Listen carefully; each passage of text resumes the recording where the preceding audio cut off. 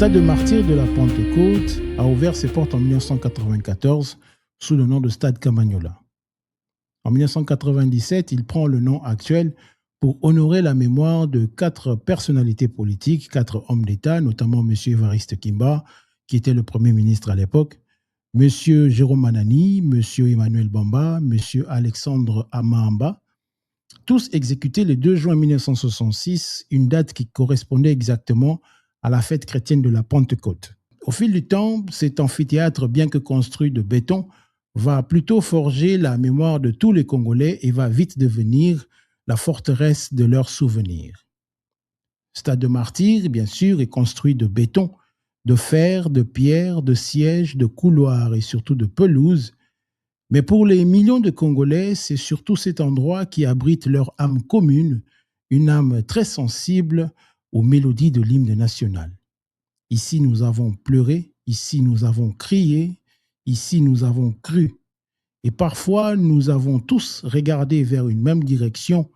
11 joueurs portaient très haut les couleurs du drapeau national, les couleurs de la République démocratique du Congo. Pour ce peuple congolais, il existe peu d'endroits capables de faire oublier les souffrances, les peines, les douleurs ainsi que la misère quotidienne.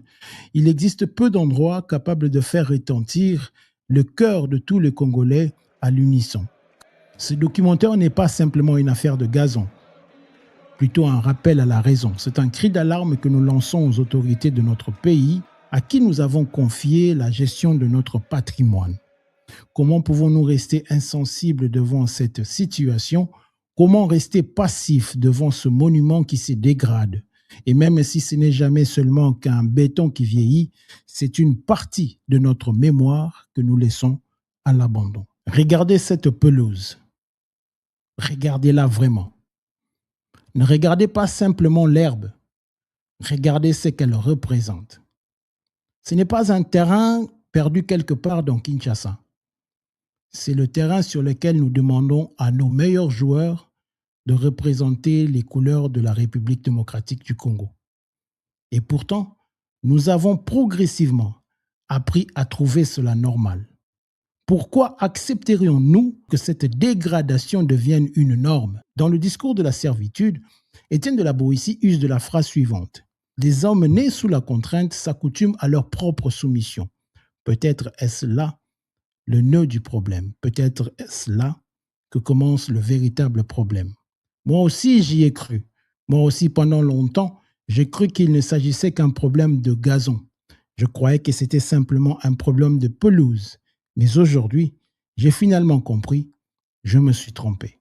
Lorsqu'on a commencé à parler de cette pelouse, on faisait beaucoup plus allusion à la qualité du spectacle, à l'image qu'on envoyait au monde, à la santé physique de nos joueurs, au mauvais contrôle difficile, au mauvais rebond.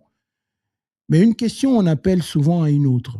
Et dès qu'on détourne les regards, une simple question peut rapidement devenir toute une enquête. Et les informations ont commencé à fuiter. Des dates, des travaux, des promesses, des déclarations, des rénovations qui n'en finissaient plus.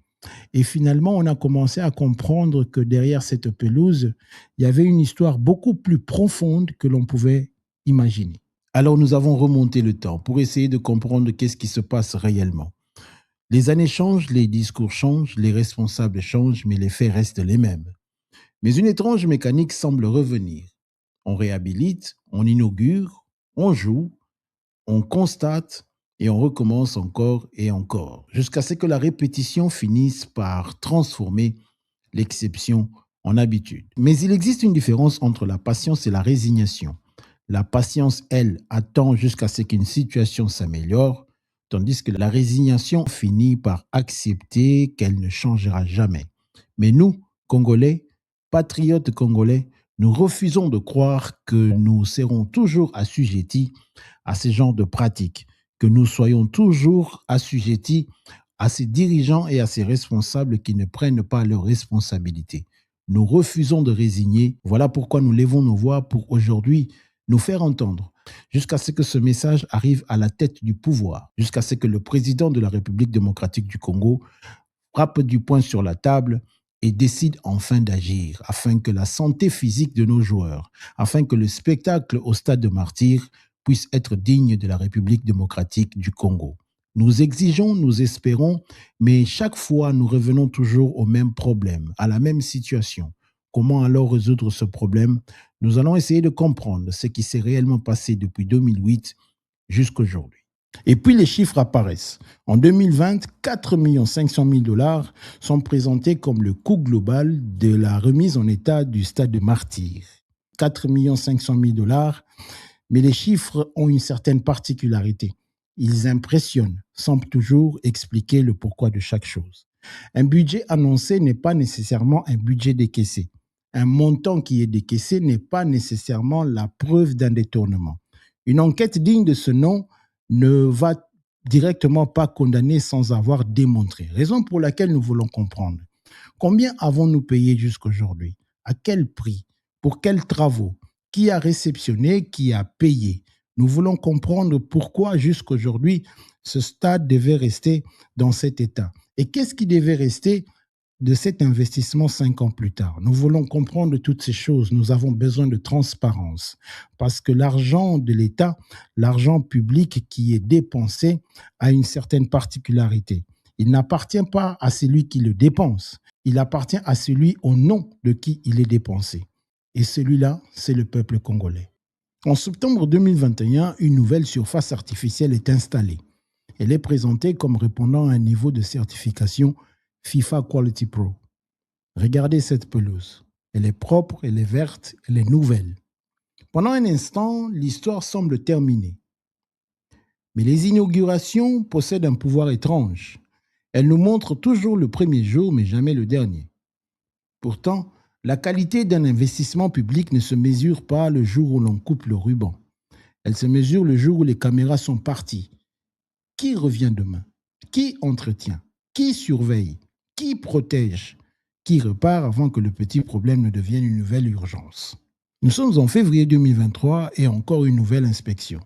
Et les problèmes signalés dépassent le terrain. En 2023, ce n'est plus simplement la pelouse, ce sont les médias, l'Internet, les services médicaux, les installations pour les officiels et l'environnement du stade. Et soudain, je comprends quelque chose. Pendant tout ce temps, nous avons peut-être commis une erreur. Depuis le début, on était en train de regarder la pelouse alors que c'est un stade que nous devons observer. Ce n'est pas une pelouse, c'est un stade. C'est un système. Et lorsqu'un système dysfonctionne, remplacer une seule pièce ne suffit pas nécessairement à réparer l'ensemble. On peut repeindre les murs d'une maison 1000 fois. Si la fondation souffre, les fissures reviendront. Alors la question devient, où se trouve la fissure du stade de Martyrs? Pourquoi alors investir dans un stade qui ne répond plus aux normes de la FIFA ni de la CAF? Pourquoi continuer à dépenser l'argent du trésor public pour un stade qui ne répond plus aux normes du football actuel? Près de 5 millions de dollars de travaux sont également rapportés dans le débat autour des rénovations de cette période, selon les documents qu'on a pu consulter. Encore une fois, cela ne prouve aucun détournement. Mais lorsqu'un citoyen du pays voit passer des millions et puis voit revenir les mêmes problèmes, il ne faut pas lui demander de se taire. Il est dans son plein droit. Il faut lui donner des réponses exactes, des réponses claires. Parce que poser des questions sur l'argent public, ce n'est pas attaquer son pays, c'est refuser de l'abandonner. Voilà pourquoi nous posons toutes ces questions au ministère des Sports. Il ne suffit pas d'apparaître dans un space pour venir donner des réponses aléatoires. Il faut donner des réponses avec preuve à l'appui afin que nous puissions comprendre pourquoi ce stade se retrouve dans cet état. Combien? Pourquoi? Pour qui? Qui a exécuté? Qui a réceptionné? Nous avons plein de questions. Nous aimons les inaugurations, les nouvelles pelouses, les nouvelles tribunes, les cérémonies, les discours. Mais le véritable test commence le lendemain, lorsque les ministres sont partis, lorsque les photographes sont partis, lorsque les caméras ne sont plus là. Et qui reste derrière? Ce sont bien les ouvriers, c'est le technicien, le jardinier, le responsable de maintenance, l'administrateur. Ce sont eux qui déterminent souvent si un investissement de plusieurs millions de dollars durera plus de 10 ans ou s'il faudra encore recommencer dans 2 ans. Et c'est peut-être ici que se cache l'une des grandes faiblesses de notre manière de penser les infrastructures. Nous célébrons parfois davantage la construction que la conservation. Or, construire impressionne, entretenir ne fait pas de bruit. Mais les grandes nations ne sont pas seulement celles qui savent construire, ce sont celles qui savent conserver un patrimoine. Puis vient l'argument des matchs. Environ 200 rencontres sont évoquées pour expliquer l'utilisation des stades de martyrs. Prenez cet exemple très au sérieux. 200 matchs représentent une pression énorme. Des milliers de courses, des milliers d'appuis, des milliers de changements de direction. Alors oui, l'utilisation intensive peut expliquer l'énorme usure. Mais lorsqu'une réponse explique un problème, elle peut parfois révéler une question beaucoup plus importante.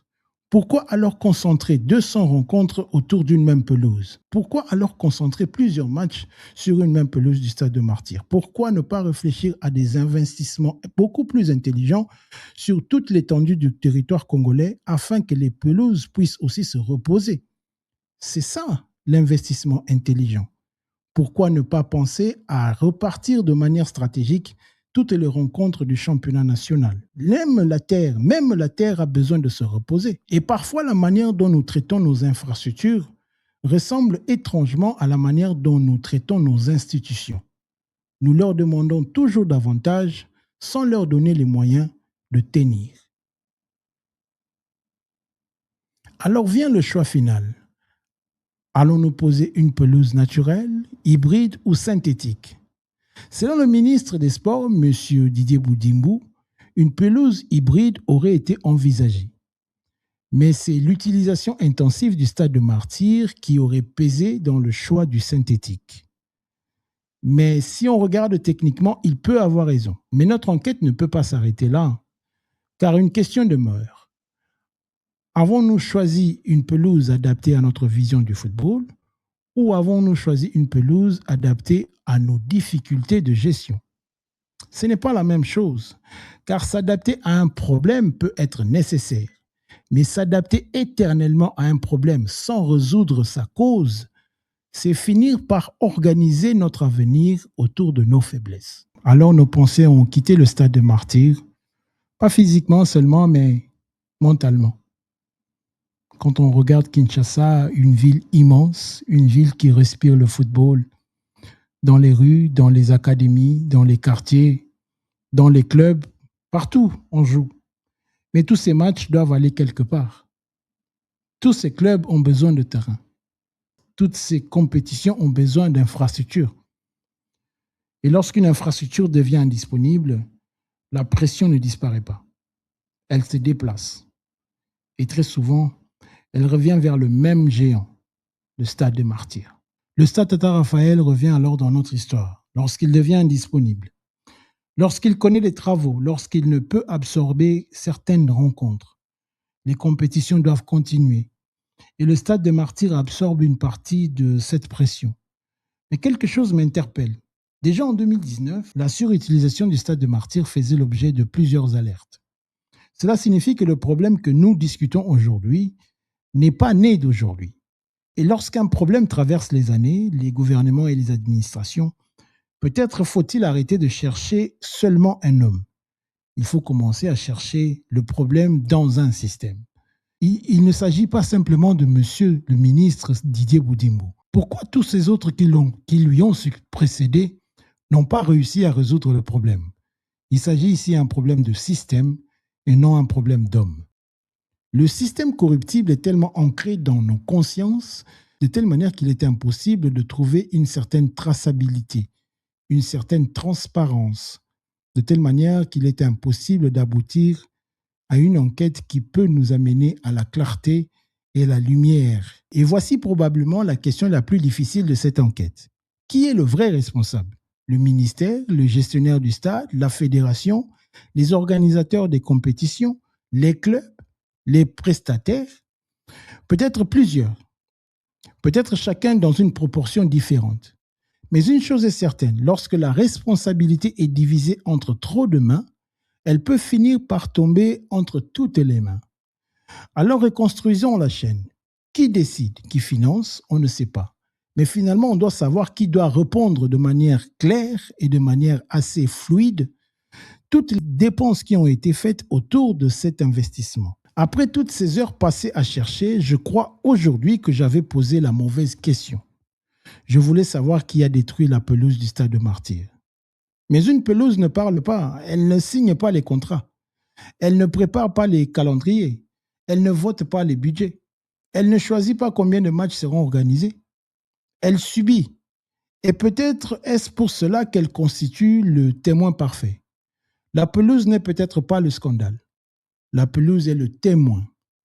Elle nous montre ce que nos décisions produisent lorsque les discours sont terminés. Peut-être que le stade de martyr est devenu comme un miroir.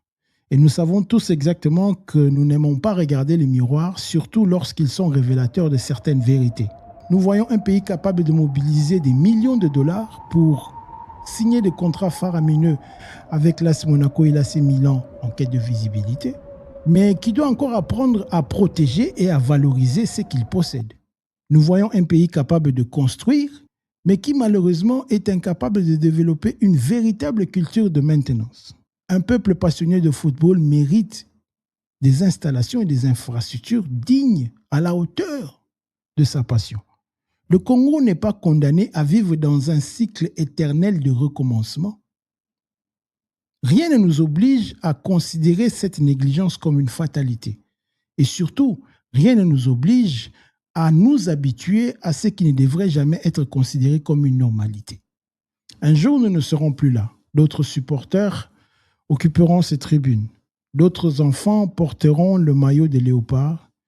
D'autres joueurs entreront sur cette pelouse et ils hériteront de ce que nous aurons construit. Mais surtout, ils hériteront de ce que nous aurons su préserver.